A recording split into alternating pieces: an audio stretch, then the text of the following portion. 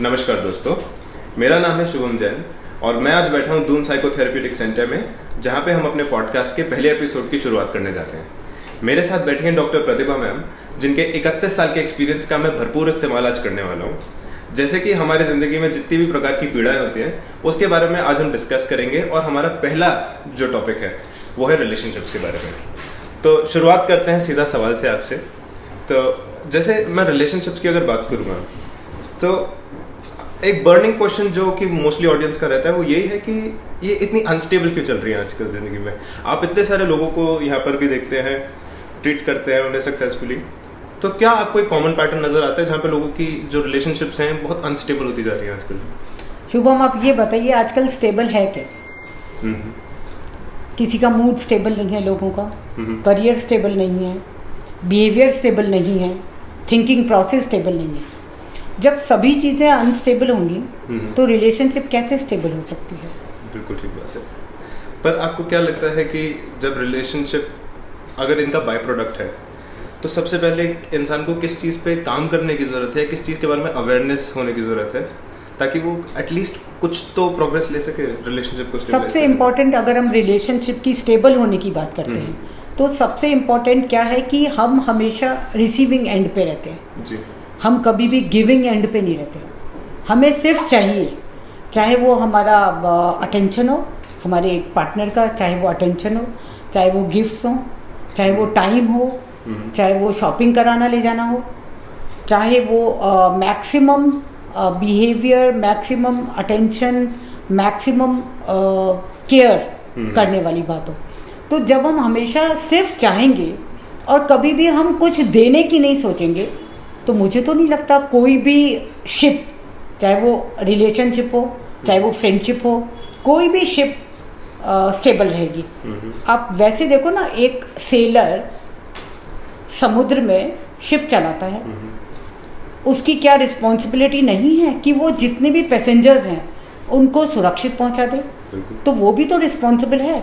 और जब हम रिलेशनशिप में हैं या फ्रेंडशिप में हैं तो दोनों पार्टनर की ये रिस्पॉन्सिबिलिटी है कि वो एक दूसरे की रिस्पॉन्सिबिलिटी लें, एक दूसरे को देने की सोचें, एक दूसरे को समझें, एक दूसरे के लिए रियल बिहेवियर करें। रियल बिहेवियर से मेरा मतलब है, अब सपोज मैंने कहने के लिए कह दिया आई लव यू शुभम और मैं अंदर कह रही हूँ बेकार आ गया यार ये, तो जो मेरा इंटरनल प्रोसेसिंग है, जो मेरे इमोशंस हैं, तुम मेरा वर्बल तो सुन रहे हो, वोकैबुलरी तो तुम सुन रहे हो, लेकिन अगर तुम थोड़ा भी ध्यान दोगे तो तुम मेरे इमोशंस को समझ पाओगे कि मैं कह कुछ और रही हूँ और मैं सोच कुछ और रही हूँ।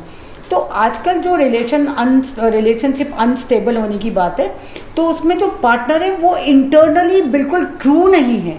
जो कहते तो हैं वो आई लव यू, बट वो रियल सेंस में उन्हें प्यार नहीं करते हैं, उनके लिए कुछ करना नहीं चाहते हैं, उनको समझते नहीं हैं, उनको समझने के साथ साथ उनकी परवाह भी नहीं करते हैं। सिर्फ अपना, मैं सेक्स कर लूँ, मैं घूम लूँ, मैं टाइम कैसे काटूँ, सिर्फ मैं जी। तो जब हम इतने ज़्यादा सेल्फिश हो जाएंगे, हम इतने सेल्फ सेंटर्ड हो जाएंगे तो हमारी कोई भी रिलेशनशिप किसी के साथ भी मुझे नहीं लगता कि वो कंटिन्यू और चल पाएगी या स्टेबल रह पाएगी।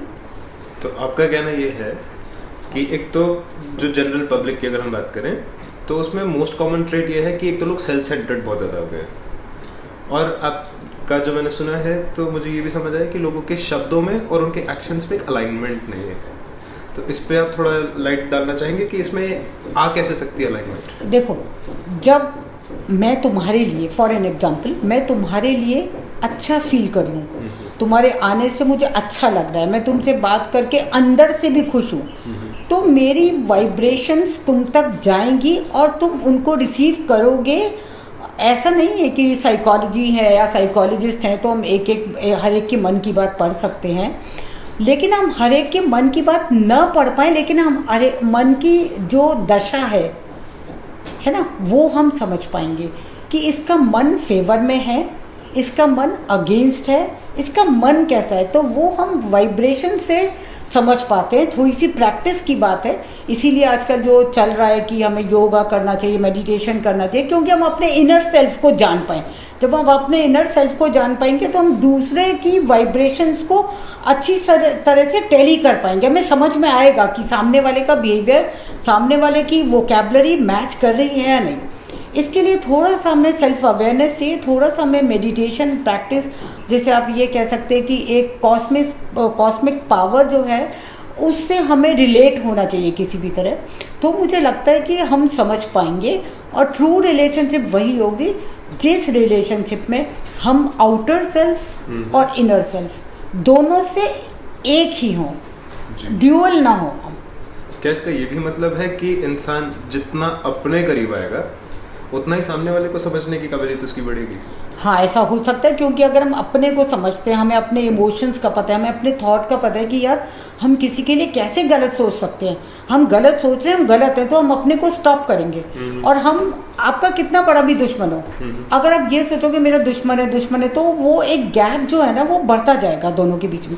लेकिन अगर आप किसी से भी नाराज हो और आप अपनी नाराजगी को दूर कर ले, मतलब आप गिव अप कर दो, या आप कहने का मतलब है कि फॉरगिव कर दो, फॉरगिव इनर सेल्फ, ऊपर से नहीं ठीक है इट्स ओके, ऐसा नहीं। It's okay means it's really it's okay. तो अगर आप उसको फॉरगिव कर दोगे तो आपके और आपके जो एनिमी है या जिसे आप नापसंद करते हैं, तो आप देखोगे ऑटोमेटिकली वो करीब हो जाएगा। ये नेचर में है, ये नेचुरल है। आपकी वाइब्स वहाँ तक पहुँचेंगी और उसको वो फील होगा और वो खुद से आपके पास आएगा। ऐसा मैं मान ही नहीं सकती कि अगर मैं किसी के लिए प्रेम पूर्वक विचार रखती हूँ तो मैं मान ही नहीं सकती वो मेरे से नफरत करे। कितने दिन करेगा? कभी तो मेरी वाइब्रेशंस वहाँ तक पहुँचेंगी और वो खुद आएगा मेरे पास। न भी आए बट वो पॉजिटिव तो सोचेगा, एटलीस्ट नफरत की दीवार तो हटेगी। पर लोगों के अंदर वो लेट गो करने की काबिलियत बहुत कम होती जा रही है ना? हाँ, तुम्हारी बात सही है। लोगों के अंदर लेट गो करने की काबिलियत इसलिए कम होती जा रही है क्योंकि लोगों के पास पेशेंस नहीं है। हम किसी को लेट गो तभी करेंगे ना जब हम उसकी कई गलतियां देखेंगे, है ना। एक गलती पे तो किसी को लेट गो नहीं करता।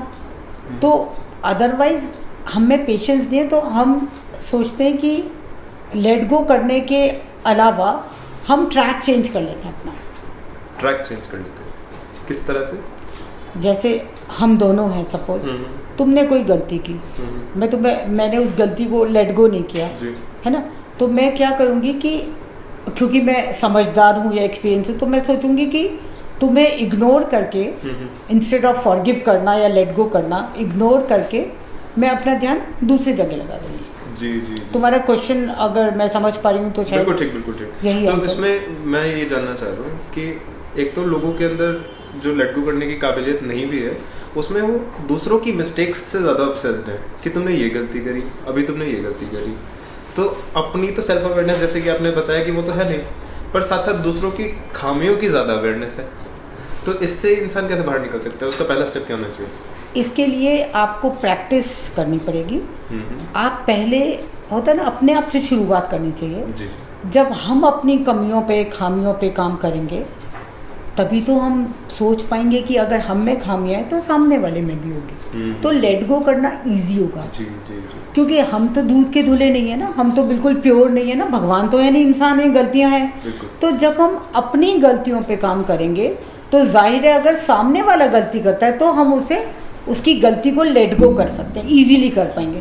तो काम तो हमें अपने ऊपर पहले करना पड़ेगा, तभी हम दूसरे के ऊपर काम कर पाएंगे, दूसरे की गलतियों को लेट गो कर पाएंगे। और अगर हमने दूसरे की गलतियों को लेट गो नहीं किया तो क्या होगा कि हम उन इंसानों को ही आइसोलेशन में डाल सकते हैं, या उनको इग्नोर करके हम अपना कोई दूसरा कंपेनियन ढूंढ सकते हैं। तो रिलेशनशिप स्टेबल ना होने का एक ये भी बहुत बड़ा कारण है कि हम हमेशा अपने पार्टनर में खामियां देखते हैं। हमारा परसेप्शन ही डिस्टॉर्टेड है जी। हमने अपने परसेप्शन पे काम करना है, हमें अपनी थिंकिंग प्रोसेस को पॉजिटिव करना है, हमें अपने बिहेवियर को बहुत अच्छा करना है।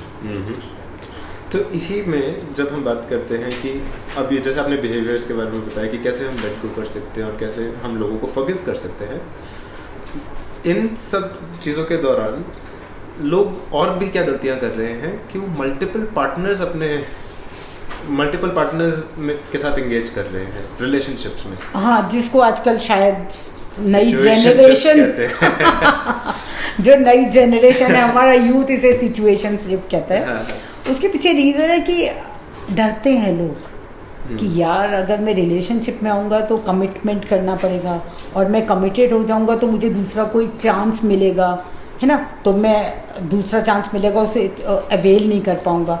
तो लोग रिस्पॉन्सिबिलिटी से डरते हैं। लोगों को ये डर लगता है कि अगर मैंने कमिटमेंट कर दिया तो वो मुझे, सामने वाला मुझे पकड़ेगा कि भाई तूने तो मुझसे कमिट किया था, तो दूसरे पार्टनर के पास गया क्यों गया। और उससे भी ज़्यादा इम्पोर्टेंट क्या है कि लोगों को ना नए नए इन्वेंशन, नए नए एक्सपीरियंस करने की आदत है। तो ये आदत जो है ना, ये आके जाके उन्हीं के लिए भारी पड़ती है। तो आज मान लो दो लोगों ने आपस में रिलेशनशिप में, दो लोगों ने फिजिकल रिलेशंस बनाए, तो क्योंकि सिचुएशनशिप है, सिचुएशन रिलेशनशिप नहीं है कि वो कमिटेड हो, सिचुएशनशिप है, कोई कहीं मिल गया, दोनों की अब हार्मोनल डिमांड हो या इमोशनल डिमांड हो या फिजिकल डिमांड हो, दो लोग आए, उन्होंने कहा लेट्स हैव अ सेक्स, और उन्होंने आपस में सेक्सुअल रिलेशंस बनाए और टाटा बाय बाय। तो ये जो सिचुएशनशिप है, हालांकि इससे सिमिलर पॉलीगैमी की हम बात कर रहे हैं, लेकिन पॉलीगैमी में जो एक पार्टनर होता था वो बाकी सब अपनी वाइफ्स की, जो कई बहु विवाह जिसे कहते हैं, रिस्पॉन्सिबिलिटी लेता था। लेकिन यहाँ सिचुएशनशिप डिफर है क्योंकि इसमें कोई किसी के लिए जिम्मेदार नहीं है, कमिटेड नहीं है। आपने एक के साथ फिजिकल रिलेशन बनाए, इट्स ओके। आजकल की जनरेशन है ना, उस फ्री चाहती है, सब कुछ फ्री, बंधन तो चाहती नहीं है जनरेशन, फ्रीडम बिल्कुल, पंछी की तरह उड़ना चाहती है। तो उस उड़ने के लिए तो आपको बंधन चाहिए नहीं, आपको कमिटमेंट होना नहीं चाहिए, तभी तो आप उड़ोगे। तो ये सिचुएशनशिप इसलिए ट्रेंड में है, आप ट्रेंड कह सकते हैं, जैसे पहले रिलेशनशिप ट्रेंड में थी, तो सिचुएशनशिप ट्रेंड में इसलिए क्योंकि एक्सपीरियंस चाहिए, नए नए एक्सपीरियंस, नए नए लोगों के साथ नए नए एक्सपीरियंस चाहिए, और ये एक्सपीरियंस करते करते हैबिट फॉर्मेशन हो जाएगा। तुम्हें नहीं लगता कि कुछ 10-15 साल बाद वो अकेले रह जाएंगे, नोबडी इज विद देम? बिल्कुल रहेंगे। और इसके और भी बहुत हार्मफुल इफेक्ट्स हैं। इसके बहुत हार्मफुल इफेक्ट है। एक तो ये है कि आपने 10 जगह आप गए तो आप सेटिस्फैक्शन नहीं होंगे। आप रिलेशनशिप में, चाहे वो आपकी हस्बैंड वाइफ की रिलेशनशिप हो, चाहे दो ऑपोजिट जेंडर की रिलेशनशिप हो, दो फ्रेंड्स की रिलेशनशिप हो, तो आपको क्या लगता है कि यार आप कैसे सेटिस्फाइड होगे?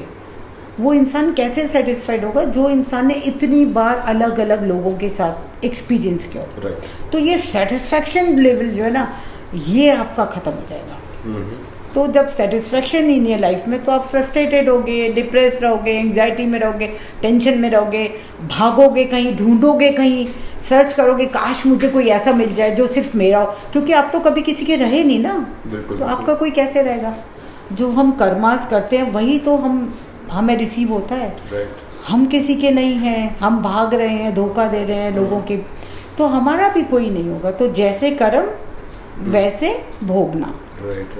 तो जस्ट लाइक अगर हम घर का खाना कम खा के भिन्न भिन्न दिन पर हम अलग अलग होटलों में जैसे खाना खा रहे हैं, तो हमारे जैसे ये जुबान जैसे जो चंचल हो जाती है, तो इसी तरह से क्या बाकी सिचुएशंस में भी हमारे इसी तरह बिल्कुल बहुत रेलेवेंट क्वेश्चन पूछा है ये तुमने पूछा है। मैं कुछ देर पहले ये पॉइंट बोलने ही वाली थी। अच्छा। कि जैसे हम सिचुएशनशिप में अलग अलग पार्टनर के पास जाते हैं, अलग अलग टेस्ट करते हैं, है ना, टेस्ट करते हैं फिजिकल एक्टिविटी को, तो इसी तरह अगर हम बहुत बाहर का खाना खाते हैं, डिफरेंट वैरायटीज़ खाते हैं, तो हमें घर का खाना कहाँ अच्छा लगेगा? वो सादगी वाला जीवन, वो सात्विक भोजन हमें कैसे अच्छा लग सकता है? क्योंकि हम तो तामसी हैं।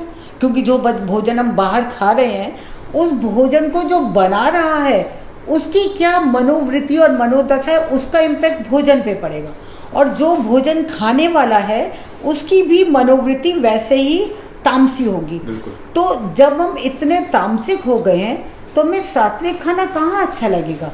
और तामसिक होने के बाद तो हमें वो सादा जीवन, है ना, वो सात्विकता, वो नैतिकता, वो सब तो खो गई है ना। क्योंकि हम तो सब घर का खाना ही नहीं खाते, हमारी माँ के हाथ का बना खाना जिसमें उसका मातृत्व झलकता है, जिसमें उसके इतने अच्छे इमोशंस होते हैं, जिसको खा के हम पवित्रता के एक पवित्रता के इन्वायरमेंट में अपना एग्जिस्टेंस चाहते हैं, वो सब तो लुप्त होता जा रहा है ना। ये हमारा यूथ जी बहुत कुछ पाने के चक्कर में बहुत कुछ खोता जा रहा है। जी जी जी। तो इसमें जब हम अगर तमस की बात करें तो तमस से सबसे पहले हमें वो राक्षस याद आते हैं। तो ऐसे में मेरे अंदर एक सवाल है कि अगर राक्षस भी जब तप करें, अगर वो चाहे कि मैं बिल्कुल तपस्या में लग जाऊं, तो उन्हें भी भगवान मिल जाते हैं। तो इसी तरह से अगर जो अभी एग्जिस्टिंग सिचुएशनशिप्स में है, जो कि ऐसे ही इन्हें भिन्न भिन्न प्रकार की इनकी इंद्रियां जैसे चंचल हो चुकी है, तो इनके लिए आप क्या एडवाइस देना चाहेंगे कि ये वापस अपने उस घरेलू और सात्विक जीवन में आ सकें? ठीक है, देखो अगर हमें तामसिक प्रवृत्ति घर कर गई है, हम राक्षस वाला बिहेव करें, राक्षस ही तो है, किसी एक के लिए कमिटेड नहीं है, माँ बाप से मतलब नहीं है, झूठ बोलना, ड्रिंक करना, ड्रग्स खाना, सेक्स करना, चोरी करना, तो अपनी पर्सनल नीड के लिए हम कोई अच्छा काम तो कर नहीं रहे हैं, धोखा देना। तो हमें इस राक्षस की प्रवृत्ति से निजात पाने के लिए हमें प्रैक्टिस करनी होगी। हम फिर अगेन हमें एक्सपेक्टेशंस नहीं करने की सभी लोग तामसिक छोड़ के सात्विक हो जाए। पहले इनिशिएटिव तो हमें लेना है ना, पहल तो हमें करनी है। तो हमें ये कोशिश करनी होगी कि हम लोगों के लिए लॉयल रहें। हम सभी, चाहे वो माँ का रिलेशन हो, बहन का रिलेशन हो, दोस्त का रिलेशन हो, पति का रिलेशन हो, बेटे का रिलेशन हो, हमें सभी रिलेशन के लिए बहुत प्योर रहना है, ट्रू रहना है। और उसके साथ साथ जो घर का बनाया हुआ भोजन है, हमें उस पे रहना है। हमें भिन्न भिन्न प्रकार की एक्टिविटीज़ को, भिन्न भिन्न प्रकार के लोगों को है ना, वो उनके सानिध्य में आना, और उनके सानिध्य में आने के बाद उनका पूरी नेगेटिव वाइब्रेशंस अपने आप में लेना। मैं आपसे ये पूछना चाहता हूँ कि जिस तरह से आपने ये बात बताया, लोग इस पे चलना भी चाहें लॉयल्टी के, कमिटमेंट के और रिस्पॉन्सिबिलिटी लेने, तो कभी कभार क्या होता है कि हमारे इमोशंस बेकाबू हो जाते हैं और हम चाहते हैं कि हम फिर उस गलत राह पे चल पड़े। तो ऐसे में ये तो एक जायज़ सी बात है कि वो डिफ़िकल्ट ज़रूर होगा पाथ, पर उसमें आप क्या एडवाइस देंगे कि लोग उस चीज़ को ट्रस्ट कर पाएँ, उस बात को कि हाँ अगर मैं सेल्फ कंट्रोल करूँ तो मैं एक्चुअली में एक बेटर लाइफ पा पाऊँगा? देखो, हर मुश्किल रास्ता बाद में अच्छा फल देता है जी। जहाँ तक इमोशंस की बात है कि अगर आज हम सात्विकता लाना चाहते हैं, आज हम वापस वही सब इमोशंस लाना चाहते हैं, परसेप्शन लाना चाहते हैं, तो उसके लिए हमें सामने वाले से इन्फ्लुएंस नहीं होना है। हम खुद प्रैक्टिस करेंगे। सामने वाले बहुत पीयर प्रेशर आएगा, लोग कहेंगे अरे यार तू क्या कर रहा है, ऐसा मत करो, ये तो बेकार की बातें हैं, कुछ नहीं होता, कुछ सात्विक नहीं है, चल वी विल एंजॉय, चलो चिल करके आते हैं।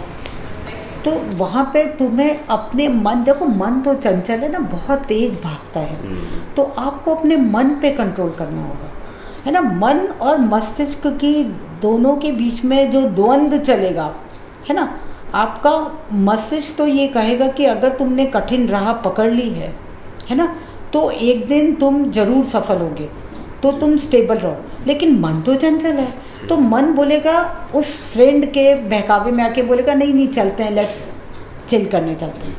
लेकिन जो मन और मस्तिष्क की लड़ाई है, उसके लिए तुम तभी विजयी हो पाओगे जब तुम स्टेबल रहोगे, पेशेंस रखोगे, जब तुम ये रखोगे कि कठिन है राह गुजर, थोड़ी देर साथ चलो। तो जब तुम उस राह पे थोड़ी दूर तक चलोगे, तो मुझे लगता है कि फिर वो तुम्हारी 21 डेज़ का साइकिल होता है हैबिट फॉर्मेशन का, तो तब वो तुम्हारी 21 डेज़ का एक हैबिट फॉर्मेशन हो जाएगा। तो मुझे लगता है कि फिर तुम्हें पीयर प्रेशर या कोई भी तुम्हारे फ्रेंड्स या कोई भी आउटसाइडर जो एक्सटर्नल एनवायरनमेंट इन्फ्लुएंस कर पाएगा। Internally if you will be strong, तो मुझे नहीं लगता कि कोई भी तुम्हें इन्फ्लुएंस कर पाएगा। तो इससे क्या मैं इस तरह से इसको समराइज कर सकता हूँ कि एक तो हमें कठिनाई से दोस्ती करने की ज़रूरत है।